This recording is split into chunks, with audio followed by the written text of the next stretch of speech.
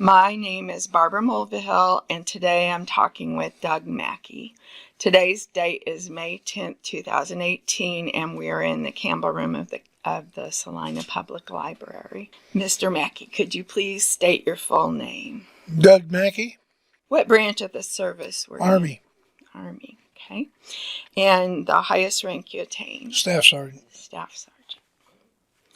And what war or conflict did you serve in? Could you tell us a little bit about how you entered the service?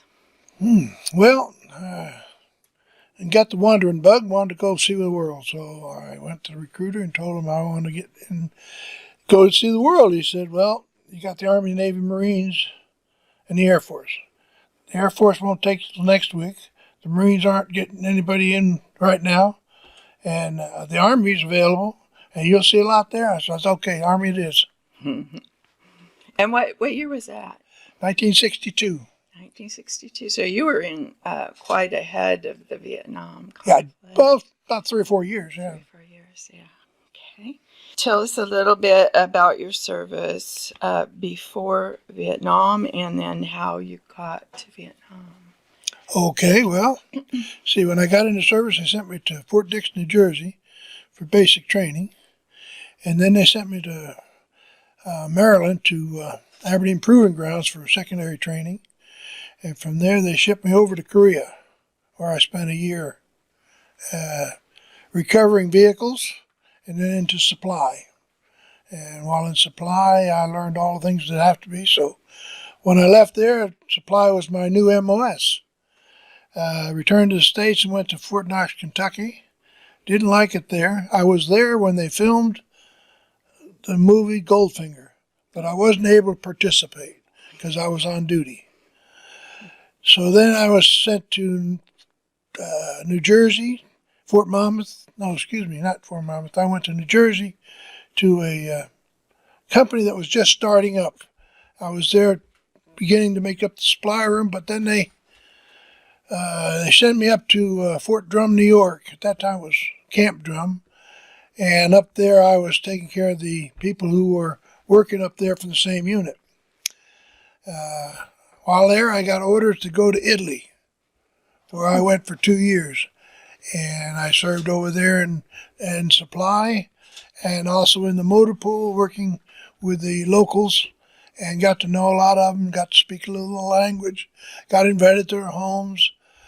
Got to do a lot of touring because I was also into sports. I was a referee for basketball, and I was also an umpire for softball and baseball. I was on the battalion team as a coach and player, and I coached a Little Leagues team, and whenever we had to try to go somewhere else, I always drove the bus. And so I got to see a lot of places in Italy. Unfortunately, I never got to Rome, but I did spend some time down in Venice, which is beautiful. I was stationed at Vicenza, but I went to Verona a lot. Had a great time for 2 years. I met my wife there. Came back to the States, and they assigned me to Fort Monmouth, New Jersey. And while I arrived at Fort Monmouth, the unit I was assigned to in headquarters had a shortage of material and supplies, meaning they supplied the equipment whenever the units went out in the field to do field work. They were in photography units and stuff like that.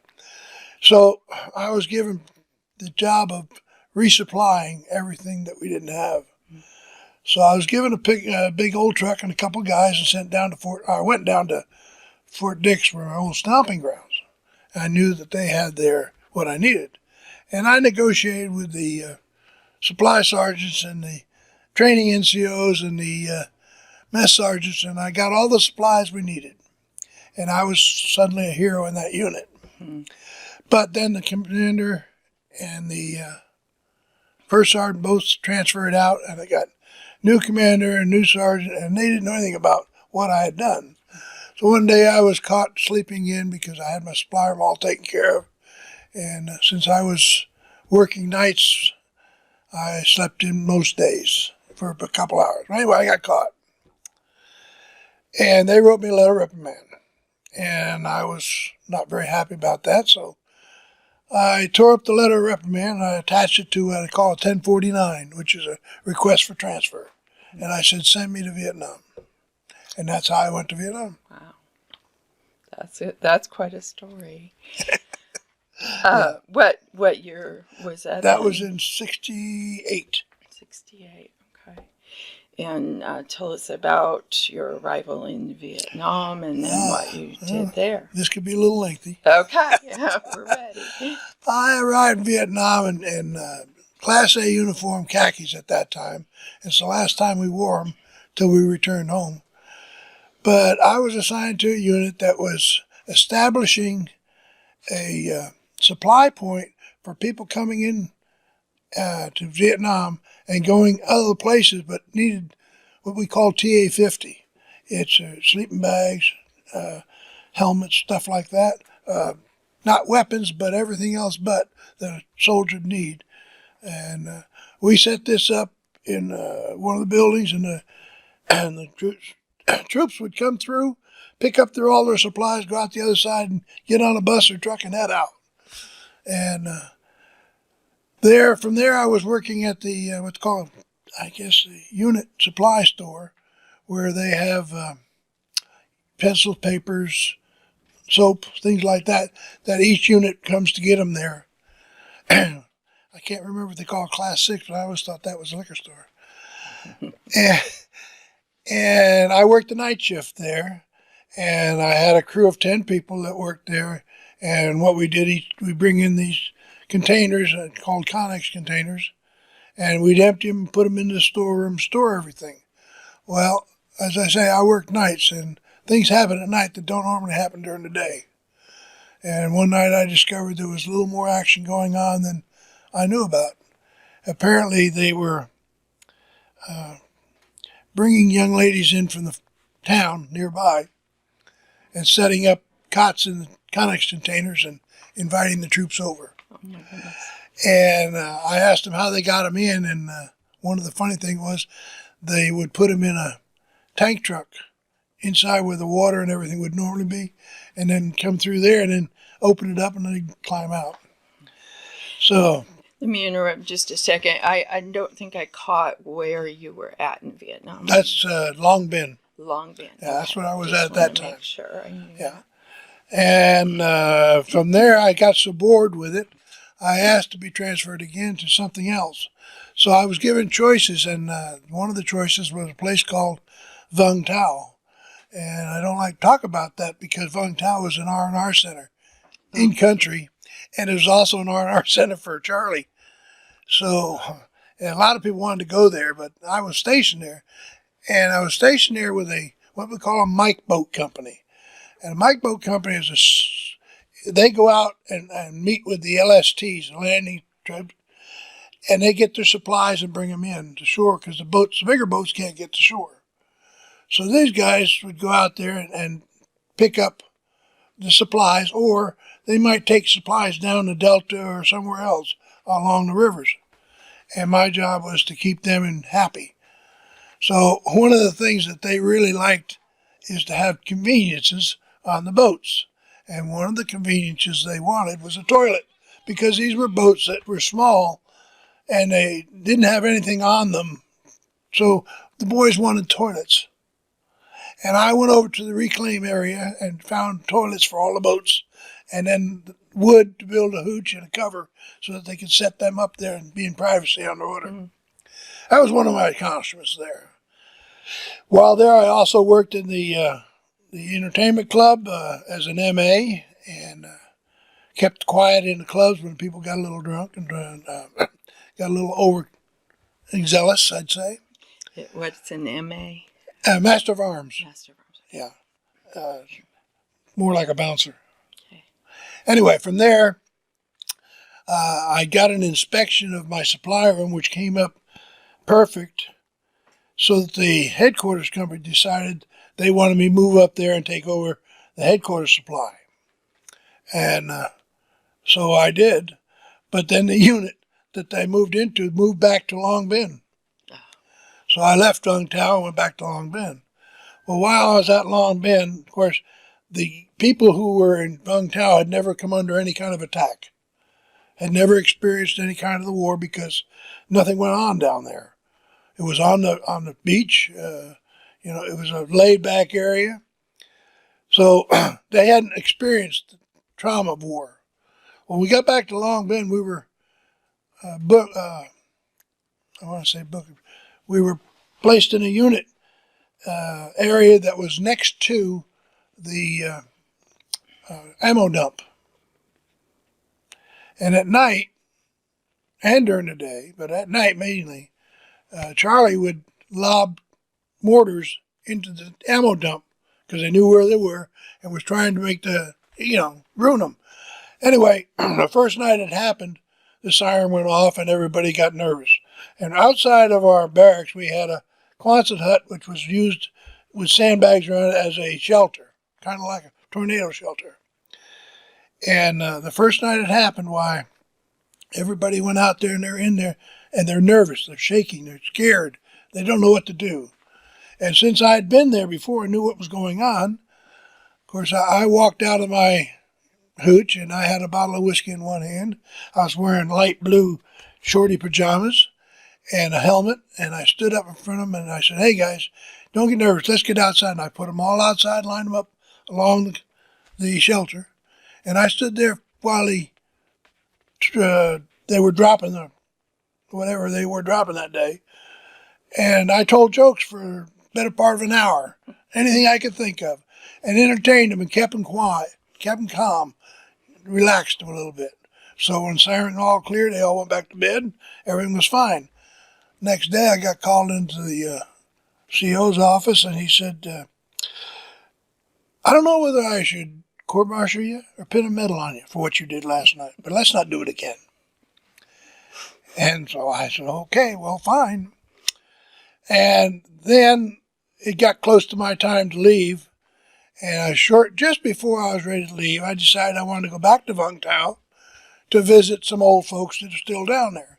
So I caught a ride on a medevac chopper and got down to Vung Tau. I had one day left after I got back. And on the way back in the medevac chopper, we got a signal of an accident on the highway. So the chopper lowered down to about 100 feet over the accident, and we started taking ground fire. It was an ambush. And we got out of there, fortunately, and no damage. But that's about as close as I came to getting injured. Never lost anything else. But it was, to me, different kind of war than most people have experienced with their combat and what have you. I saw troops come back from combat where they were staring at and didn't know where they were. And I went by the hospitals over there and saw the wounded. And it was, I was glad I was where I was at because I wasn't in danger in my mind, even though the danger was all around us. I just never experienced it. Could you tell us what a typical day was like for you as a supply sergeant? Well, a typical day would be, if it was laundry day, I gather all the dirty laundry, we pile it into the back of a truck, and we take it down to a civilian laundry. And right next to the civilian laundry was I guess you call it a bar. And all the guys that knew I was going down there on the laundry run always wanted to go with me. Because while we put the laundry in to get it washed, they'd go across the street to the bar. And there was a couple of young ladies there to entertain them, and they kind of always wanted to go along for that purpose. And we'd be there for probably an hour and a half, and then load up our clean supplies and take them back. Other days, it was a matter of, one day I had to go from Vung Tau to Saigon, which is the capital, but I had to take the road. And I couldn't fly up there. I didn't have a helicopter at the time. So I jumped in what they call a deuce and a half truck. I had a helmet, a flak jacket, a 45, and an M16.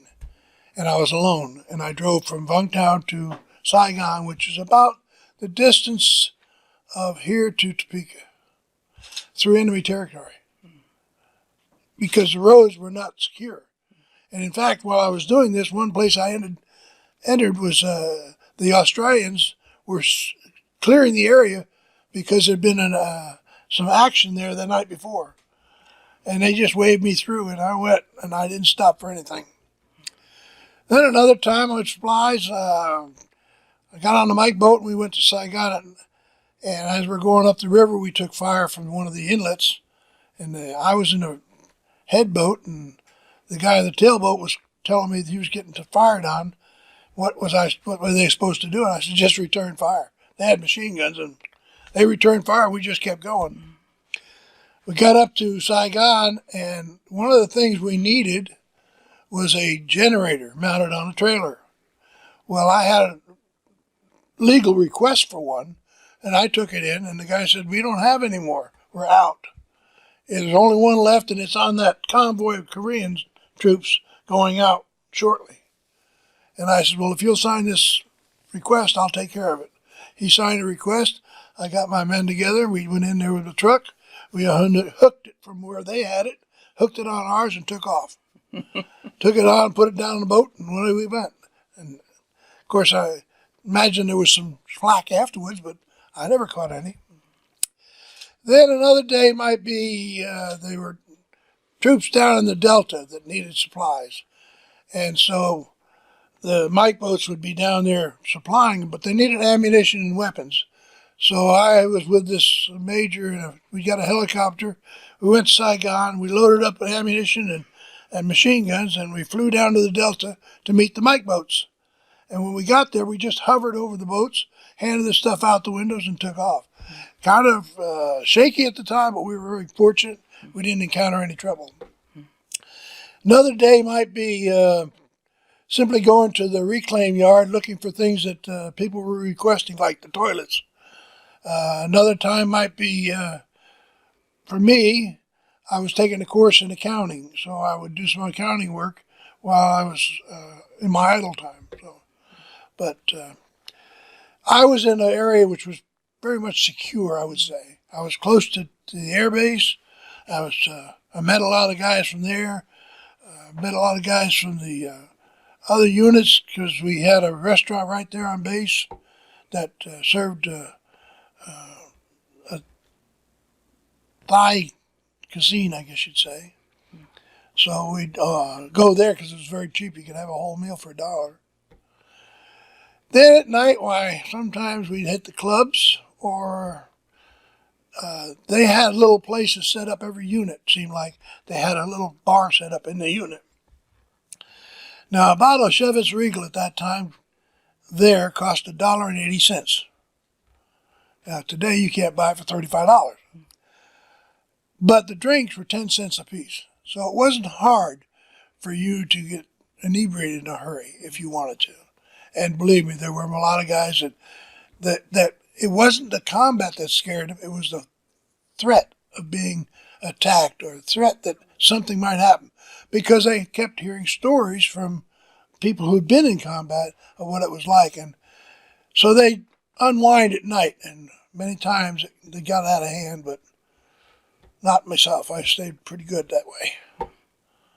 The longest time, anyway. But that was the typical way a day went. Okay. Did you, or what types of interactions did you have with both the South Vietnamese troops and the South Vietnamese people? Well, as a MA at the club, there was a lot of little waitresses and stuff like that. And I met them, and I know a couple of them I talked with said that their husbands were Charlie, VC. In going to town for maybe minor supplies or something, I got to meet the local people. I also got to meet people in the restaurants downtown. On the beach, everybody I talked to was extremely nice and thankful that we were there. There was no animosity that I could see. I'm sure there was some somewhere, but where we were and where I was stationed and the people I interacted with, they didn't show it to me. Of course, that could be my personality. Could you describe your worst day in My worst day? Vietnam? Yes. Let's see. I think it was the day I had to leave because I wanted to stay and they wouldn't let me extend. I was not looking forward to coming back to the States. I wanted to stay overseas. I wanted to stay there. I didn't think I had accomplished enough, and I wanted to do more. But as a result, I guess it was my own fault. But I came through an inspection, and they kept sending me requests to be inspected again and inspected again. And I said, I don't have the bodies to do the work you want me to do. Either I do the work myself and it takes longer. But apparently the inspector didn't like it. Went to the commander, and commander called me in. He says, I understand it. You don't think we're doing the right thing? I said, well, the way it's working, I don't appreciate it.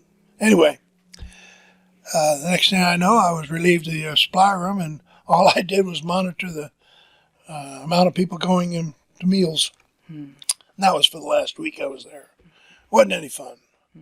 As far as scariness and worry, I think that,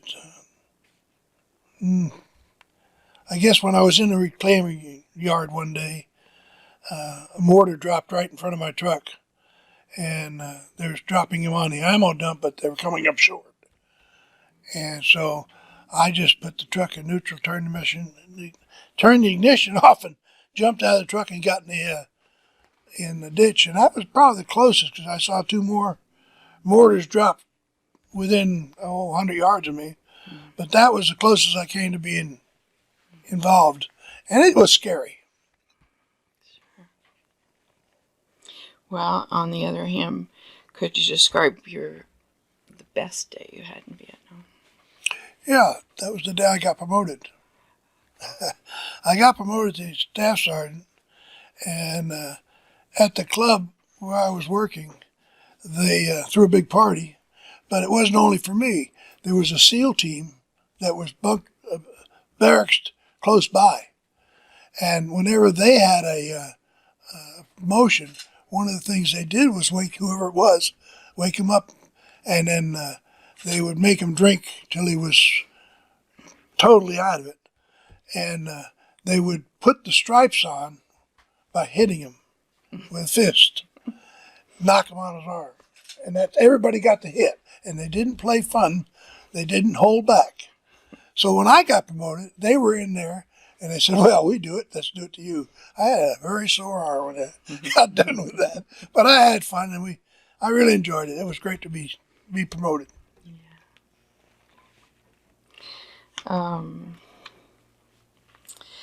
Let's see. After you were discharged, what did you do? From the service? I'm sorry. After you left Vietnam. After I left Vietnam. Let's see. I was stationed. Let's see. Where was I? Where did I go after Vietnam? That would have been. Oh, I went to Germany. No, I went to South Carolina, and I was there for a year, and I worked with civilians down there, doing supply work there, and then I reenlisted. I was going to get out of the service, and I reenlisted. And when I reenlisted to go to Germany. And I went back to Germany. And the wife that I met in Italy was in Holland. And when I went to Germany, I contacted her again. She came to Germany. We got together. Within a year, we were married. So then from there, I came back to the States and was here at Fort Riley, Kansas until my discharge. And let's see, what year did you leave Vietnam, and what year were you discharged? Well, it would have been 1969. I came back to the States and went to Fort Jackson, South Carolina. And then went to Germany in 1970 and left the service in 1974. So you were 12 over years. 12 years. Okay. A lot of servicemen experience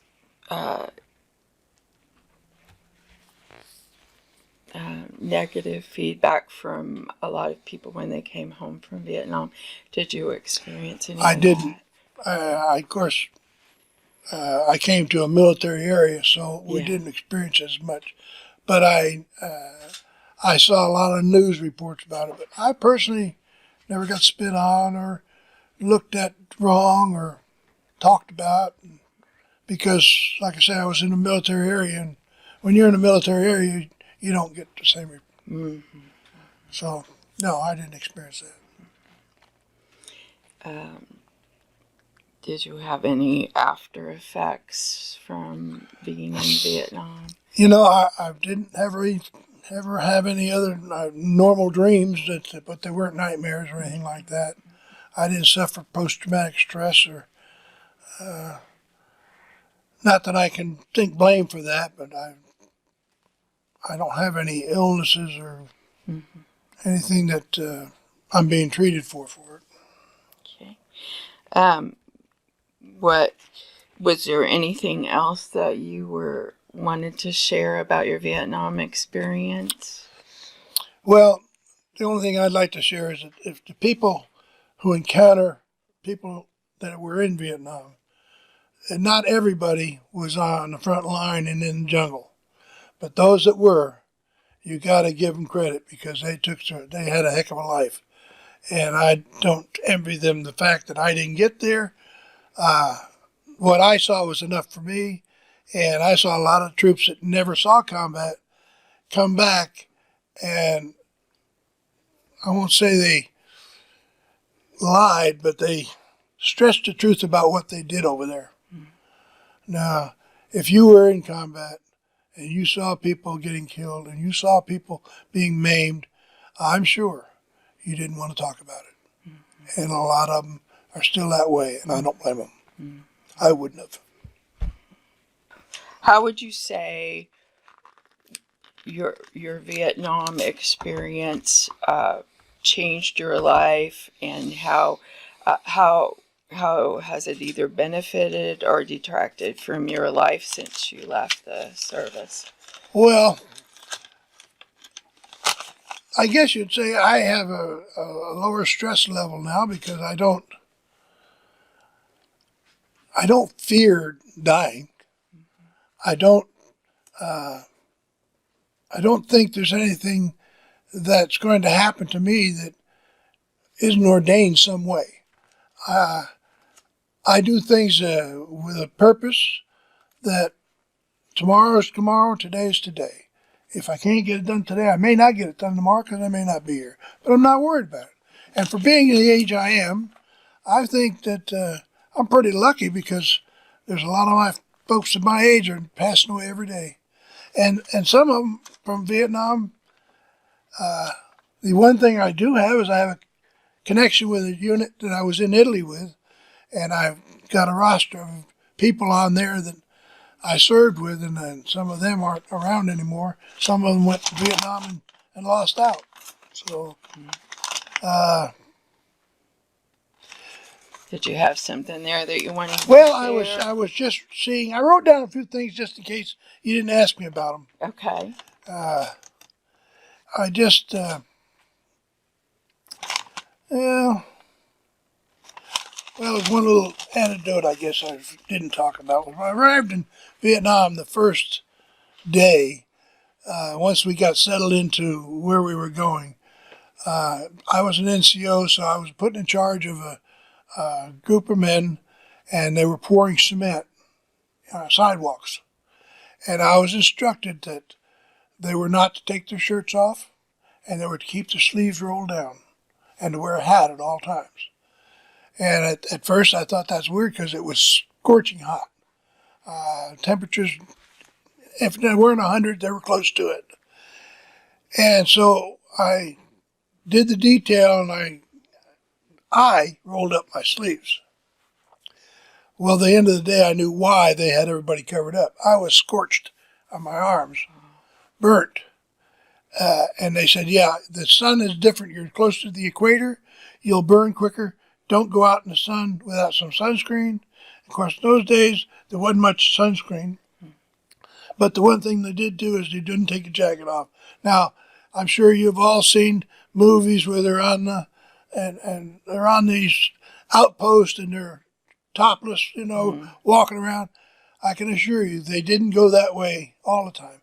They got tanned and their bodies are used to it before they started doing that on a daily basis, because the sun was hot, and then when it wasn't hot, it was raining. The monsoon season, when it came, you could almost set your clock by it. 3 o'clock in the afternoon, you're going to get rain. 5 o'clock in the afternoon, everything's going to be dry. It's that quick.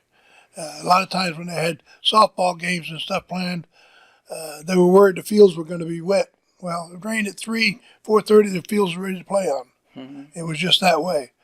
And no matter where you went, you were going to get, you had to acclimate to that weather. And a lot of guys took a while to do it. Fortunately, I always acclimated to weather, and I got used to it, and I got a nice tan out of it. But there were some guys that didn't heed the warning and were overcome by it. I'm sure that there's some cases of it where people got sunstroke and what have you because it was that bad. And it reminded me that today, when I'm out there in the heat and I start to feel it, and I start to sweat too much, or I start to lose a little, I get a little lighted, I know right then and there to stop, quit, get some water, whatever, cool down. Because if I don't, something's going to pop. And especially at my age, I'm too young to be dying yet. You mentioned that you were in contact with some of the buddies you had served with in Italy. Did you keep in contact with the people you work with in Vietnam? There's only one man that I ever saw when I came back to the States that was stationed with me in Vietnam. And he came to Junction City and stayed there. That's where he lived. I ran into him maybe 4 or 5 times. And the only reason I remember him is because he and another guy had their room. They roomed with me over the supply room. And that's why I knew they sit up there all day smoking pot and not working, so it didn't matter. But, yeah, I ran into one of them. That's the only one, though, from Vietnam. So I don't remember the names of the people. And if I saw them today, I probably wouldn't recognize them. Okay. Now, on the other side, Italy, it was different. Now, all those people in Italy, I remember a lot of them because I had a lot of fun in Italy. Yeah. That sounds like that was probably the it was place you highlight. enjoyed the Those most. 2 years were wonderful. In Vietnam, actually, it's where I learned how to swing a golf club. But yeah, there were every unit in the back area, not the forward area, but the back area. They would have set up built fields for playing softball, baseball, because they'd get the things they needed from you could get anything you wanted if you asked for it. I mean, it was that simple. You were there in Vietnam, they were going to try to take care of you in the back. Yeah, but in forward areas, I don't know what they did there, but we had baseball fields and we had soccer fields, and they had a gym with the basketball. You had weight rooms, and there was all those amenities that you could possibly want.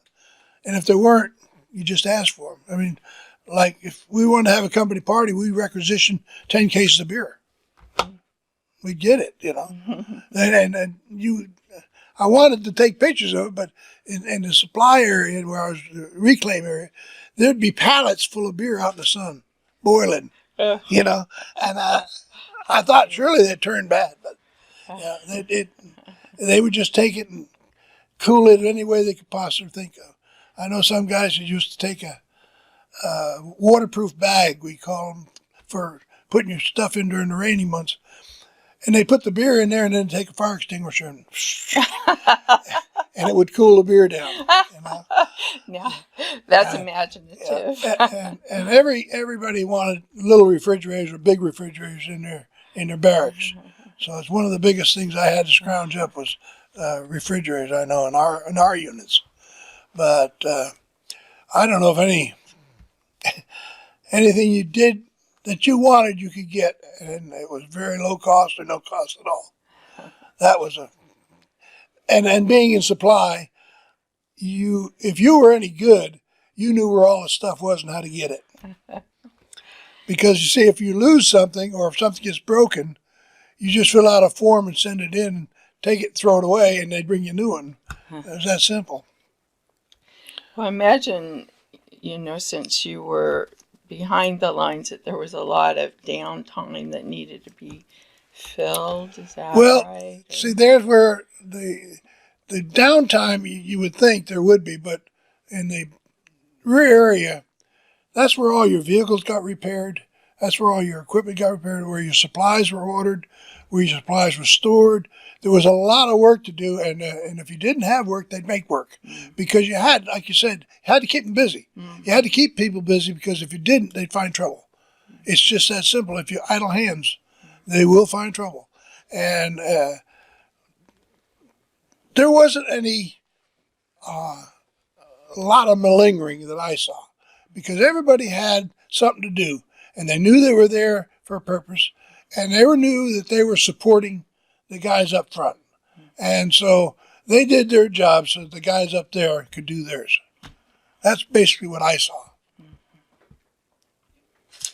Well, sounds like you did a great job as a supply sergeant. I would like to have you as my supply sergent. Well, I had an incident that happened in Germany that was just as bad. I was over there and I wanted to come back. I was coming back to the States, and when I went to sign off and get my ticket to fly back, I went into the CO and he said, "No, I'm not letting you go." He said, "I'm putting you on a 30-day administrative leave." I'm in headquarters company now. I've been moved over to headquarters. And the property books didn't jive. I mean, the weapons and the vehicles and things that we were supposed to have, we didn't have. We had the vehicles, but they weren't ours. They belonged to another unit. Another unit had our stuff. So for 30 days on this one base I was on, the Rock, all I did, and my wife helped me, we went from unit to unit, and we looked for we looked through all their armoring, we looked through all the motor pools, and we found the vehicles, trailers, trucks, machine guns, weapons of all type, and we did what they call a hand receipt.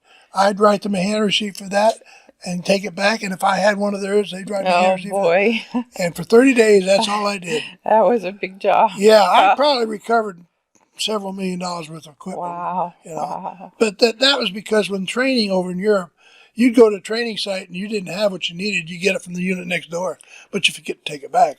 Yeah. And yours was in repair, and when it came back from repair, it went to the other unit. And so it was never, the supply people that were taking care of it didn't keep a very good track. And as a result, that's what ended up. So that was what I did over there before I left service. So. Well, I want to thank you for your service. Well, thank you. We really appreciate you doing this for our country, and thank you for contributing your story. Well, I know it won't do any good. Really appreciate that. I hope somebody enjoys it. Oh, I'm sure they will, and learn from it too. Learn exactly what happened. Yeah, I hope. Yeah, I think so. Good. Well, thank you.